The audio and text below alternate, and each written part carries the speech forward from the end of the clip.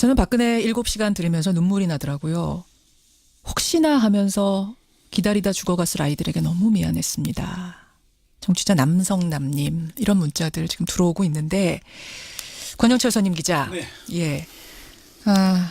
국정농단 그 과정, 조사 과정, 뭐 청문회 과정 다 거치면서도 정확하게 드러나지 않았던 게 7시간인 거잖아요. 그렇죠. 7시간 반 행적 이거죠. 예. 검찰이 뭐 완전히는 아니지만 네. 하여튼 어느 정도 지금 드러낸 겁니다.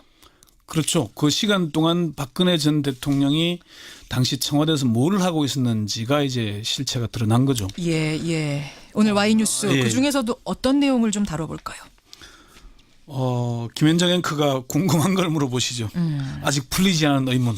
우선 세월호 7시간 참사 의문이 다 풀린 건 아니죠. 그렇죠. 일단 사실은 결론은 정말 허탈했습니다. 저도 어제 이 발표를 보고 자료를 보면서 예. 7시간 동안 박근혜 전 대통령은 거의 대부분을 침실에 있었던 것으로 드러났습니다. 그러니까 지난번에 우리 청문회 할 때 네. 어디서 보고받았느냐 이 시간을 일단 차치하고 네. 어디 있었어요? 그 시간이라고 물었을 때 네. 뭐라고 답했어요? 김긴추 실장이 가물가물해요. 어디 있었는지를 확인할 수 없다. 모른다 그랬죠. 경호상 밝힐 수도 없고. 그랬다 나중에는 네. 관저에 있었는데 관저에 집무실이 따로 있다. 관저 집무실이라는 관저 집무실이 새로운 용어가 또 나왔죠. 그래서 그게 뭐 있느냐 없느냐 거기서 하는 게 맞느냐 그러냐 막 우리 토론하고 그랬잖아요. 예.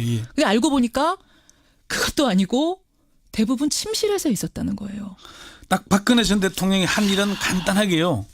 10시 20분쯤에 안봉근 비서관이 쫓아와서 다급하게 막 대통령님 여러 차례 부르니까. 자, 잠깐만요. 네. 다시 한번 정리하겠습니다. 네.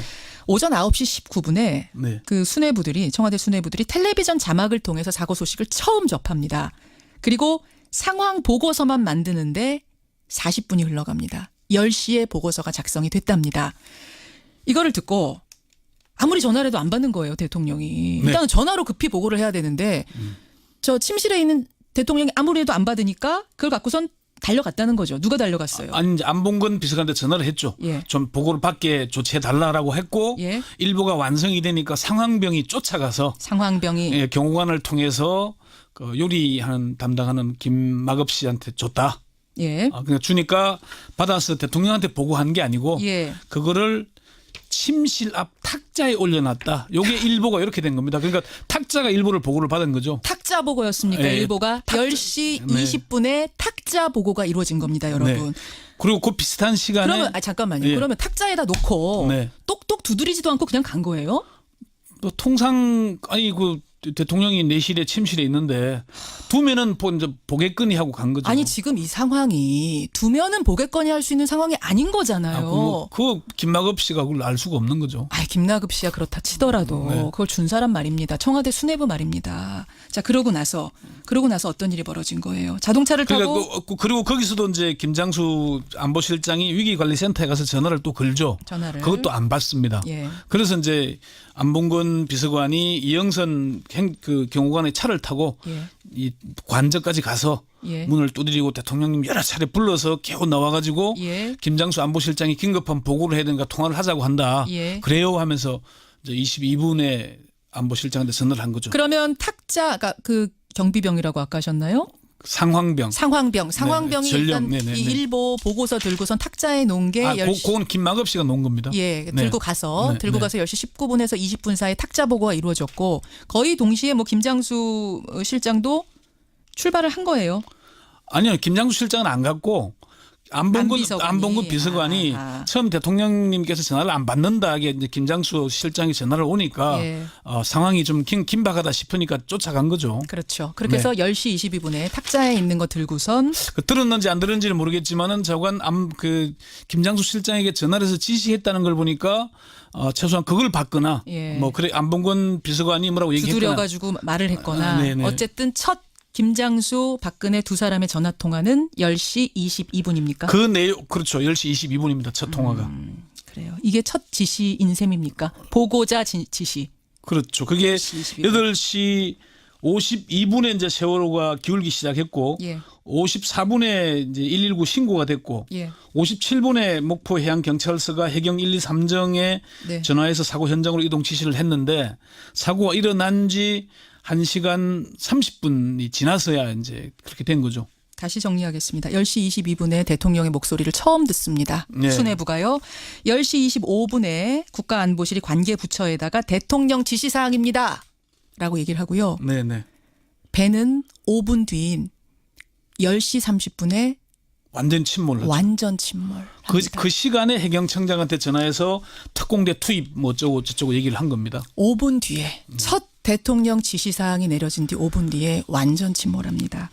그런데 그때서부터라도 대통령이 분주하게 움직였으면 모르는데 이게 사실은 이게 100번 양보를 하도록 이런 상황 아니겠습니까? 대통령이 건강이 좋지 않아서 일보를 늦게 받았다 손 치더라도 안보실장과 통화를 한 직후부터는 바쁘게 움직여야 되잖아요. 그러니까요. 근데 안보실장 통화하고 해경청장 통화한 뒤에 2시 15분 최순실 씨가 들어와서 회의할 때까지 3시간 반 동안 아무것도 한 게 없습니다. 그 10시 22분에 그 첫 뭐 보고 겸 지시 전화 통화 후에는 2시까지 최순실 씨 올 때까지 아무것도 없었어요. 해경청장과 10시 30분 8분 뒤에 통화하는 거요. 딱 두 건 통화 외에는 또 아무런 조치가 없었던 것이죠. 이게 상식적으로 이해가 저는 잘 안 돼서 좀 기가 막힌데 2시 15분 오후에 최순실 씨가 옵니다. 민간인 최순실 씨가 관저에 들어와서 5명이 회의했다는 거죠. 대책회의를. 문고리 3인방과. 5시 회의해서 그리고 중대본 2시. 예, 2시 15분에 회의를 해서 중대본을 가잖아요. 예. 그것도 뭐 정씨 자매를 불러서 올린 머리 하고 화장하고 간 거잖아요. 2시 15분에 회의하고 2시 53분에 올림머리 하고 4시 33분에 관저에서 나와서 5시 15분에 중대본에 도착합니다. 당시 중대본 가서 한 얘기 잠시 한번 들어보시죠. 예. 그리고 지금 이제 5시가 넘어서 그 일몰 시간이 가까우는데 어떻게든지 일몰 전에 그 생사 확인을 해야 하지 않겠는가 그런 생각입니다. 다 그렇게 구명조끼를 학생들 일몰 시간이 가까워 와서야 움직인 대통령이 일몰 시간이 되기 전에 뭐 어떻게 해야 된다 이렇게 얘기를 하고 마는 거죠. 5시 15분입니다. 오후 5시 15분에 중대본에 처음. 네. 근데 그 전에 올림머리를 했다. 우리 알고 있는 얘기였지만 다시 이렇게 시간표를 쭉 들여다보니까 다시 목소리가 떨리고 손이 떨리고 그렇습니다. 여기서 우리가 중요하게 봐야 될 게 예. 김기춘 당시 비서실장이 뭐라 그랬습니까? 잠시 그 얘기 잠시 한번 들어보시죠. 아침에 일어나셔서 주무실 때까지가 근무 시간이고 어디에 계시든지 간에 직무를 하고 계시고 관저도 집무실의 일부인 것이 틀림없습니다. 이렇게 얘기를 했는데 예. 5시에 중대본 가기 전까지 조치를 한 거는 딱 전화통화 2번. 예. 요게 전부였죠. 그리고 최순실 씨 문고리 3인방 5명이 회의를 했습니다. 지금 청와대 비서실도 뭐고 장관들은 뭐 하는 사람들이고 예. 대통령은 그게 필요가 없는 거죠. 결국 최순실만 있으면 되는. 최순실의 한마디가 떨어지기 전까지는 아무것도 안 하고 있었던 대통령. 네. 4422님이 그럼 최순실 올 때까지 적어도 머리라도 하고 있지.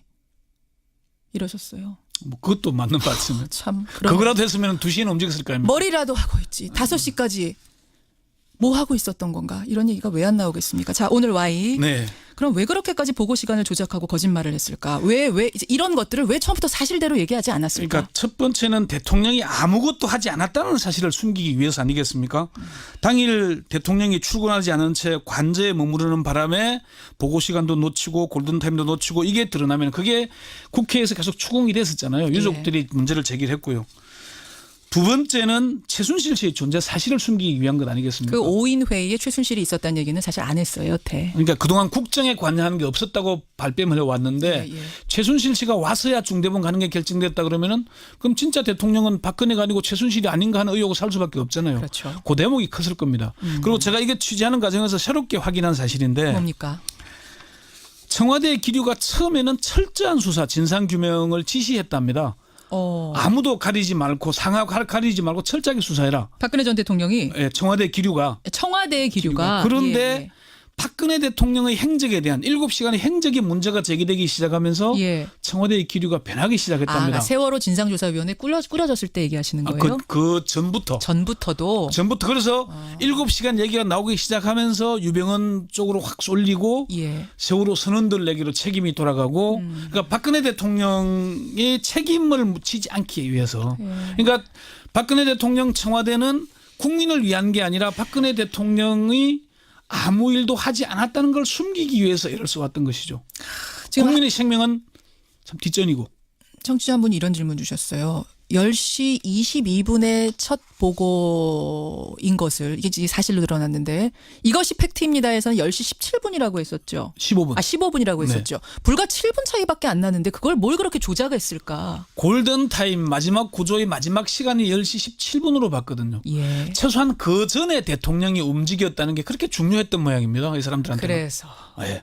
대통령이 아무 짓도 안 하고 있었다는 그 얘기를 안 듣기 위해서. 안 듣기 위해서 7분 조작. 네. 더 하는 건 또 티가 나니까 그렇죠. 어떻게든지 골든타임 안으로는 넣으려고 하다 보니 10시 15분이 된 거군요. 그 서류를 조작하고 청와대 지침도 조작하고 그렇게 만든 겁니다.